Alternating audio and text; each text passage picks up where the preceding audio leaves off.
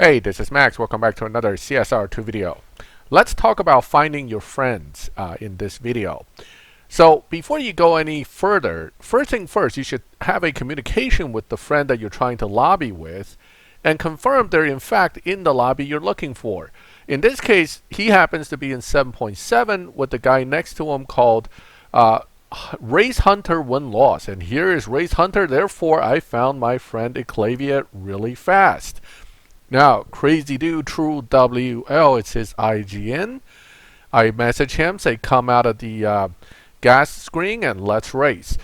So that is the quickest and easiest way to match your friend is by making sure you guys are in the same lobby. Most people go off of having the same car, same dyno. That also is the minimum requirement. However, the way the lobbies work nowadays is based on average run times. And if your car, the two cars don't have to be the same. If you have a car that does the same average run time as the car that your friend is using, you will match up with them. Having the same car, same dyno is a good starting point and makes matching up easier, but it doesn't necessarily make it an absolute necessity. The same strategy is also used to find people in live that you want to race. For example, when my friend Danny Lightning does his live streams where he's live racing, people always try to find him by using their own car. As long as they get their dyno to the average that he's running and their car is not bumped one way or the other, it's not too hard to find him in his live streams and be able to live race him. Sometimes people go, well, I have the same dyno, but I can't seem to match up. Well, that is because your car may be running a faster or slower average. As I'm racing Eklavya, my friend here, I'm trying to keep my time pretty close to his. On average, 7.8, 7.9 is not that far off. The further off you run each other, each race, the more different your average will end up being, and the more likely one or the other is going to get pushed into a different specific lobby. And once you stop swapping with each other after a session for whatever reason, you may start to have some issues matching up again. So when you race your friend, once you find them, at least for a good chunk of the races or at least a period of the races, try to keep the runs as close as possible. What this does is over time, it sets the two cars' averages very close to each other and basically allows these cars to once again match up when you and your friend wants to swap again. So it's important to note that when you're running these swaps and you want to always meet up in the same lobby each time, you should not be running them too far apart. For example, if the averages are way off, you're running 7.7 and he's running 9.2 all the time on his losses, his win-loss average time might end up being in the 8-second lobby at the end. And what happens is you'll stay in 7.7, but the next time he jumps in lobby, he may end up in 8.0. And yes, you can use this opportunity meeting up with your friend to do many things, including resetting your car. For example, if the two of you agree ahead of time that, hey, we're going to run slow for all of our swaps, it will actually help you reset a bumped car. So there are a lot of positives to finding your friend, but the basics is you have to have essentially averages, dyno and run averages that are close enough that you're within the same few lobbies. Now, there are a lot of things that can cause problems for you. For example, boom, disconnected. Oh no, let's say he disconnected, you got kicked, and back to the garage you go or back to another lobby you go. At this point, you may not be able to find him immediately again because when you're kicked and the two of you haven't raced long enough to really have the averages set, and the two of us just met up today, look, I'm at a new lobby. And that's a problem because you're jumping in and out looking for him now, and now you're locked into a different lobby. Now what? What do I do here? Well, the most easiest way to try to get out of being locked in a lobby is running people, but running people at a specific time. So what you do is you try to get people to accept your challenges. In this case, I think he's swapping with somebody next to him, so he refused me. It's okay. You can find someone to race, or in an alternative, you can simply jump in and out of lobby and hope that the game will kind of kick you around a bit. Sometimes it even works when someone challenges you and you don't accept their challenge and then jump out of lobby, it can even kick you to a different lobby, or another disconnect of some sort sometimes will trigger a slight jump into different lobbies. But right now, let's see if what's going on. No. Okay, we changed lobbies, I think, but again, I didn't change the lobby where my friend is. So what I'm going to do is I'm going to run somebody, and this time I am going to run and bump my time again, try to get a run time in that'll keep my averages tighter to that 7.7 or 7.8 time. Okay, it happens I'm also running another F5 Venom, which is interesting because that really comes down to the tune and setup we're using to see who has the advantage here. Looks like I was able to squeeze out a win on that one. But I'm not doing a lot of runs here. I'm only doing 1 or 2 because all I'm going to do is run and jump out a lobby. The whole point here is to find the other guy, not to race other players too much. But keep in mind, the point of racing other players is so it makes it easier for you to kind of move your averages back to where you need it to be for your friend's thing. Now, what I did is I also asked him, hey, are you still next to the same guy? He goes, no, he left. It's different now. All right. Communication is always key. Now I know I'm not looking for Race Hunter this time. I'm looking for somebody from Wanted Aces. If I don't see a Wanted Aces team guy, then I'm not in the right lobby. Looks like I'm still kind of locked into the lobby I was in last time. Should I race someone else or not? In this case, I'm going to jump out. Oh, he tried to challenge me right as I jumped out.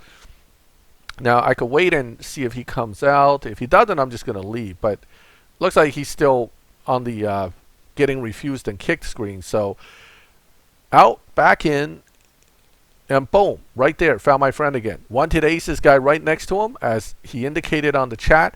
So again, using the chat to communicate, to help coordinate finding somebody in the lobby is also an important part of finding your friend in live. So once you find people, and particularly crewmates, I mean, the point of this is so you can, one, race with your friend, race with your family, or race with someone in your crew, make it easier for you to not have to always try to find some random guy to honor swaps, or let's say, you know, you're on a wild card and there's like 6 guys in the crew all running. Why not try to match up with each other and make the best out of your points? This isn't the only reason people want to match up. Another reason is a lot of times what I found is over time people say, hey, you know, I need money. Okay, well, if you're able to match up with your crewmates and you're the veteran guy and the new guy in the crew is struggling for cash, it's a way for you to help them out. I mean, this is where matching up can become a great thing. You can find your crewmate in any lobby. Remember, this is 7.7, but this theory and concept works in any speed lobby, including tier 1 lobbies where everybody runs like a stock A-bars or something. So you're not stuck necessarily having to run it in fast lobbies. But what it allows you to do is, for example, on your turn to win, you can always choose to raise cash. And then, I mean, on your turn to lose, I should say. Just my turn to win. If I raise cash, I'm going to take his money. On your turn to lose, you could raise cash, and then your crewmate would accept your challenge with the cash, and then run and win and take the cash. This is one of the ways to kind of transfer the cash to your friend in the game.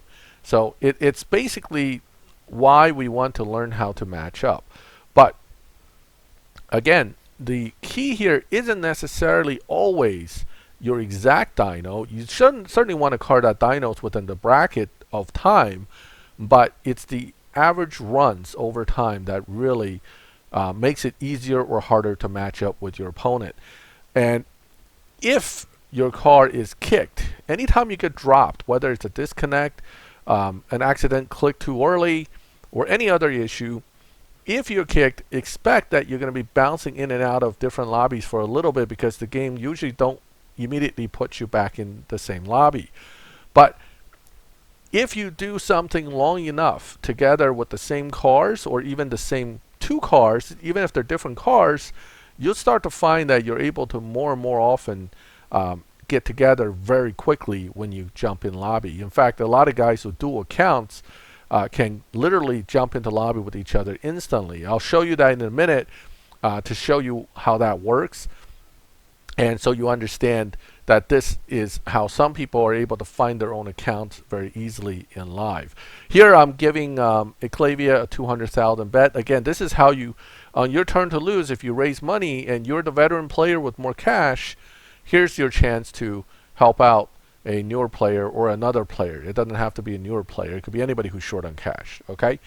But meeting up itself is the hard part. Once you do, giving the cash is the easy part. So there you go. I just gave him 199 something because the game takes a portion of your money. Although fortunately it's only about 63 in-game cash as a tip or as a commission, so it's not a big deal.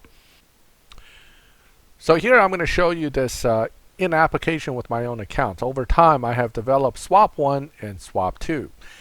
Basically same car, same tune. The fact that both cars are actually down-tuned and beats dyno is irrelevant because I always use them in very specific way to keep the averages about the same, so the two cars always match up very quickly.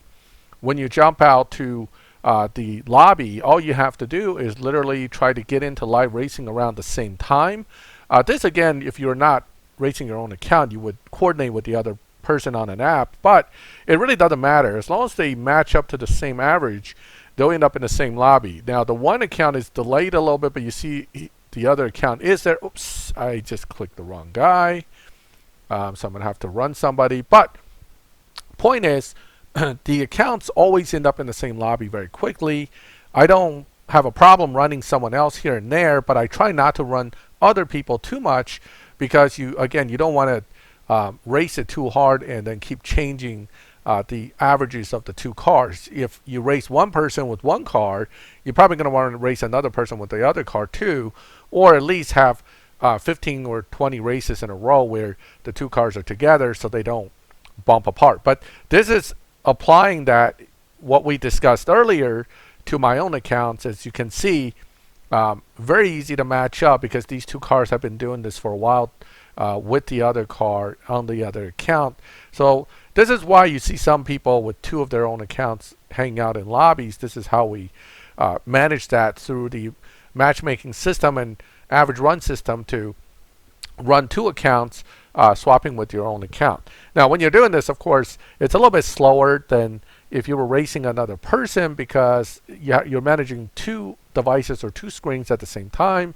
Usually I just don't bother with the launch button, and I want fast shifting cars for this because what I can do is put one car to 4th gear, put the other car to 5th gear, and then hit nitrous, and it'll catch up to the other car right around the end, and therefore the two of them finished at the finish line very closely. Doing this over and over again, make sure the two cars never get an average that's more than a few hundreds or maybe a tenth apart, and therefore they instantly match up at all times. Alright, so that is the conclusion of the video. I hope you liked the video. Please feel free to comment, leave a like, or give additional suggestions. If you like the video, please leave a like. If you like my channel and would like to get notifications when I put up new videos, please subscribe and get those notifications. A shout out to Eklavya for helping me with this video. Thank you very much. And as always, thank you for watching my videos. I'll catch you next time.